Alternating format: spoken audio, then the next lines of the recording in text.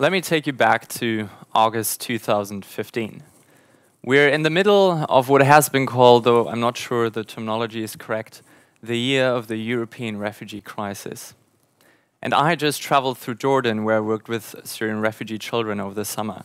You should probably know that as an undergraduate student, I focused on the Middle East, so traveling to Jordan was a way for me to learn more about the culture and improve my Arabic. And when I returned to the Netherlands, I couldn't help but feel very uneasy.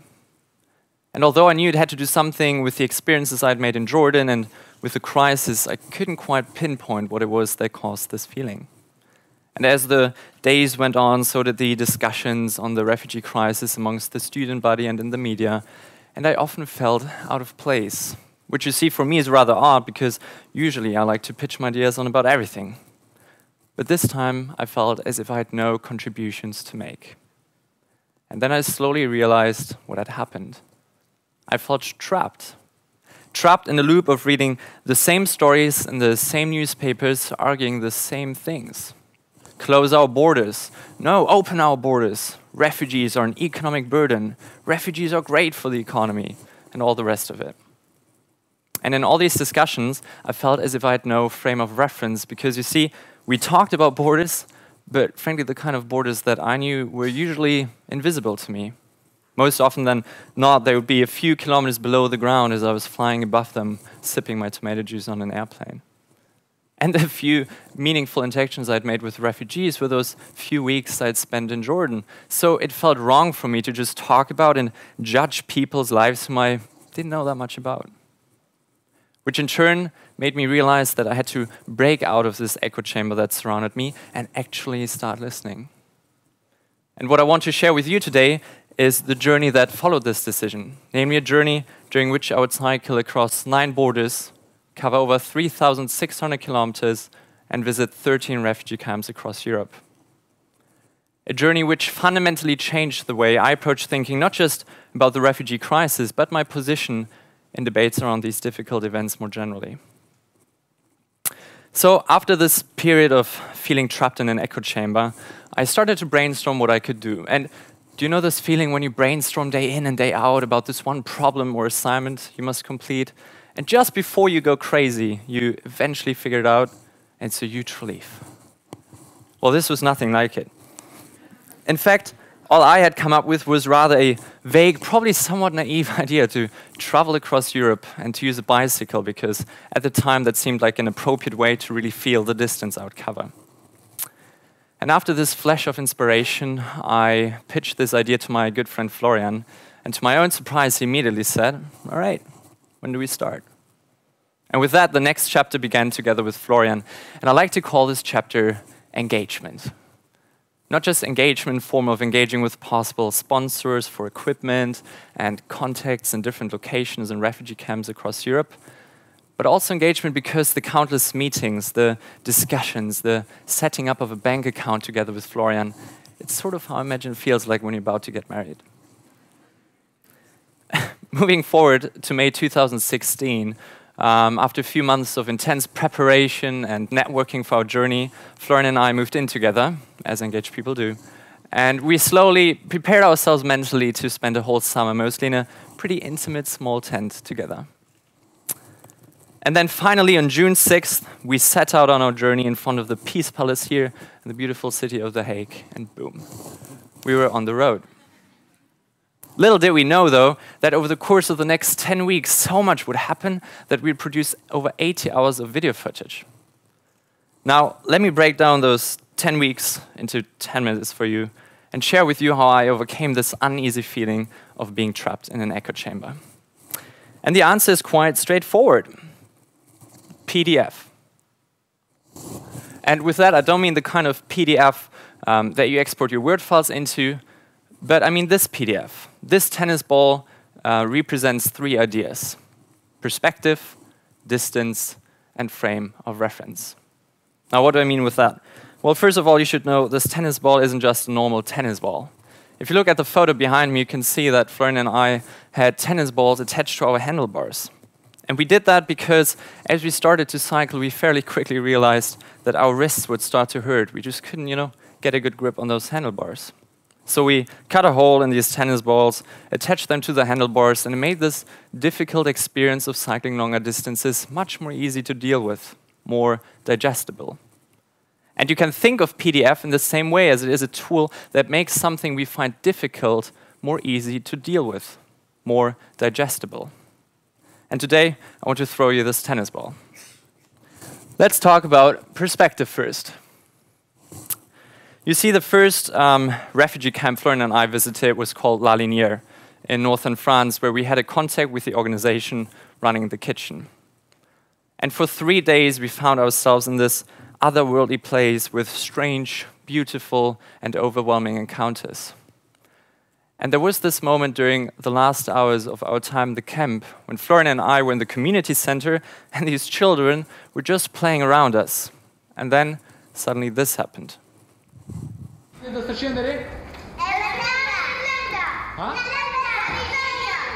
London?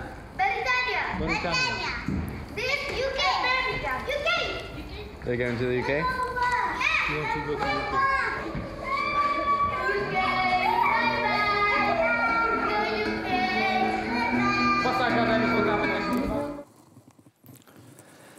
You see, from the perspective of a child, I would expect this trolley to be a pirate boat, maybe a spaceship. But from the perspective of these children, this trolley was a truck, a freezing lorry in which they could hide to reach the UK. Now, the problem was I could relate to the concept of childhood, but it just didn't fit the images I was seeing right in front of me. And that is precisely why this moment was so meaningful. It very vividly contradicted my own long-standing assumptions about what it meant to be a child, something that I and all of you can very much relate to. It is the same reason why we feel touched when we see the images in the headlines of the little boy Aylan Kurdi being washed up on the beach. Eventually, Florian and I realized that the meaningful stories we could tell through our documentary were not those of a child fleeing war. That's not a perspective we could claim to know anything about. Instead, it was that of 2 students traveling along the Balkan route and observing and processing the events unfolding around them. And being aware of what this perspective meant, what kind of privilege comes with that, was the first step for us to find our position in these difficult debates. So the first challenge here for you is, do not just adopt some perspective. That's not meaningful. Frankly, it's not possible. But rather, think about from what perspective can you tell a meaningful story. That is my P for perspective. Now let's talk about distance a little bit. And with that, I mean 2 kinds of distances. There's the physical kind, and then there's this kind, social distance. First, I want to zoom in on physical distance. You see, being on the road, and this is something everyone who has experienced cycling longer distances will know, being on the road makes you think differently about distance. In our own daily lives, we tend to move from point A to point B without really paying too much attention about everything in between. But Florian and I wanted to feel and remember every meter that we passed. And using our bicycles, we did, which in turn allowed us to get a much better geographic sense of the scope of the European refugee crisis. Which is important because, you see, in theory, we all know the size of this continent, but in practice, we may experience it as a 3-hour KLM Airlines flight from Amsterdam to Athens.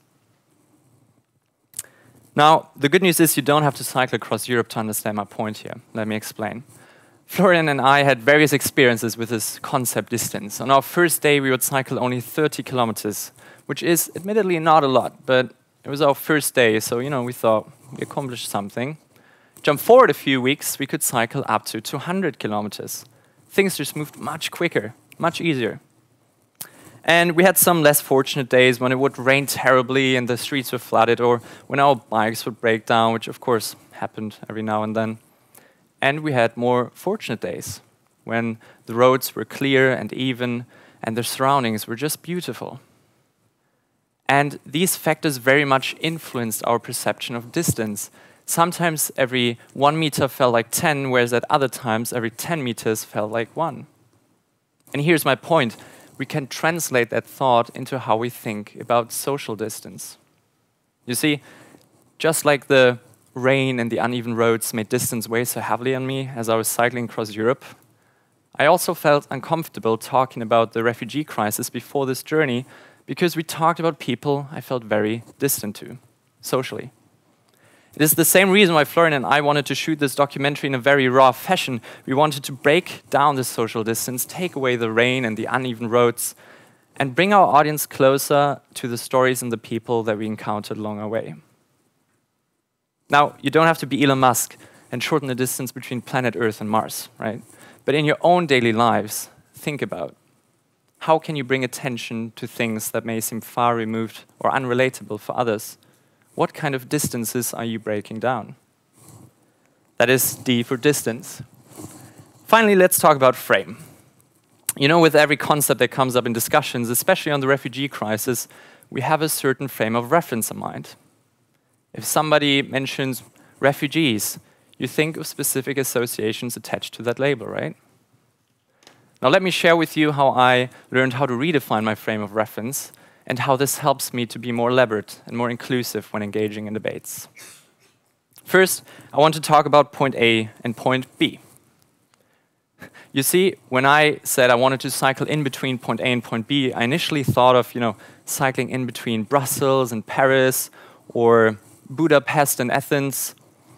But these are usually not the sort of points that we find on the maps of those fleeing across Europe.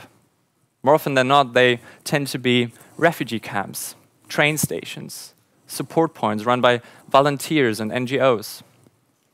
And one example of that includes when we visited Lence's Dravgin.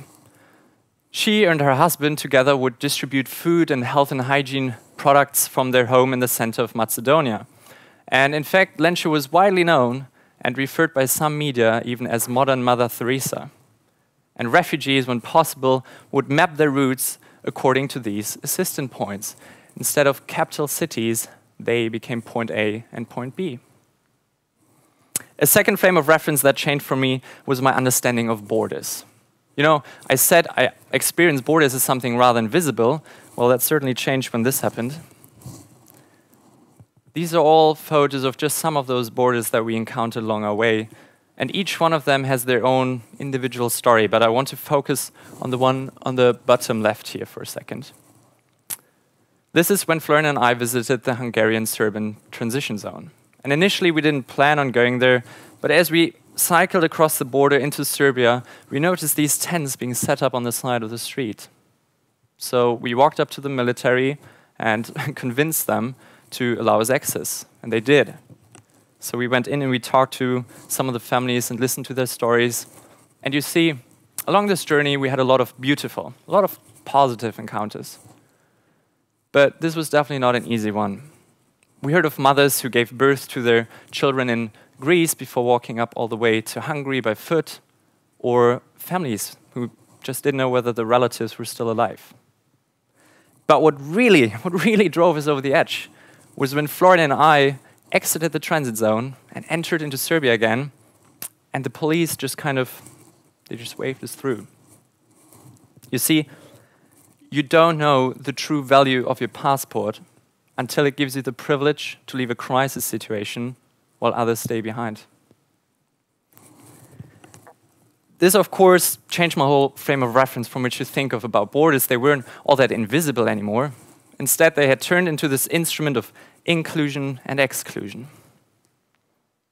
And that really is the point. The more diverse your frame of reference, the more elaborate, the more inclusive are your ideas and opinions when engaging in these difficult debates.